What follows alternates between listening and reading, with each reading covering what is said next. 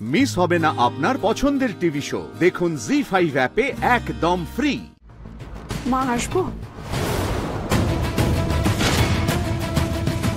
দিদা আপনাদের জন্য একটু চা বিস্কুট পাঠিয়েছে, আপনারা আপাতত এটা খান, আমি এক্ষুনি রাতের খাবারটা বসিয়ে দিচ্ছি, তাড়াতাড়ি খেয়ে নেবেন।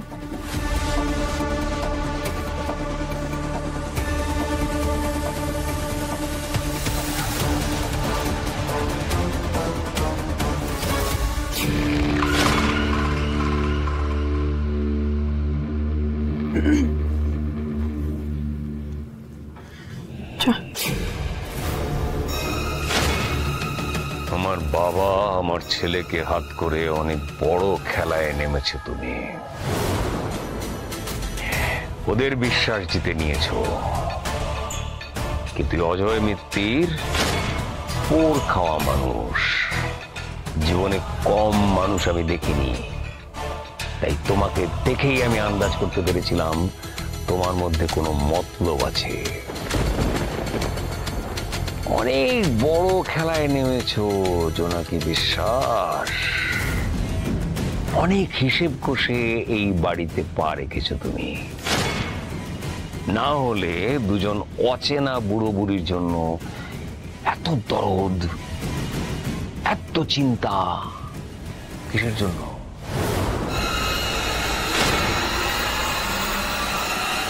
আমার অতীতের কথা যদি বাবা জেনে যান তাহলে কি হবে মা চণ্ডী?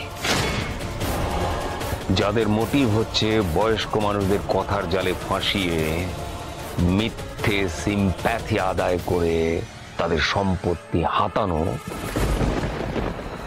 সে হচ্ছে উঠতি ক্রিমিনাল। ক্রিমিনালদের ঘেঁটে ঘেঁটে না, তাদের আমি হাতের তালুর মতো চিনি। তোমার পাস্ট আমরা কেউ জানি না, এবার আমি তোমার পাস্ট রেকর্ড খুঁজে বার করব।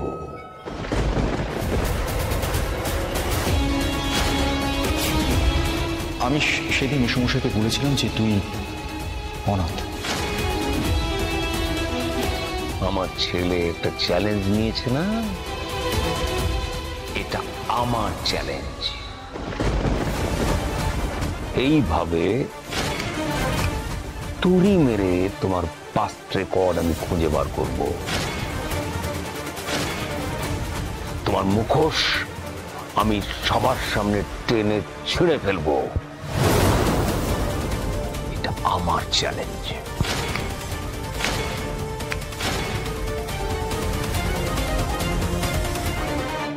সর্বনাশ, এবার আমি কি করব?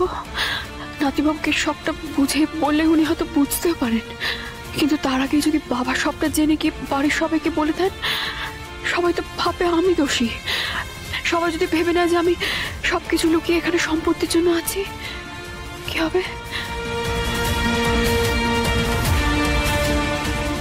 তৈরি থাকো জোনাকি বিশ্বাস।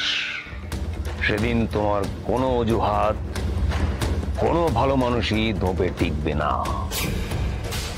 আজ যারা তোমাকে বিশ্বাস করছে, ভালোবাসছে, তারাই তোমাকে ছুঁড়ে ফেলে দেবে।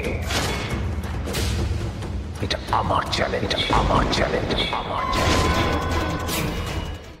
জি5 ডাউনলোড করুন আর সব এপিসোড দেখুন একদম ফ্রি।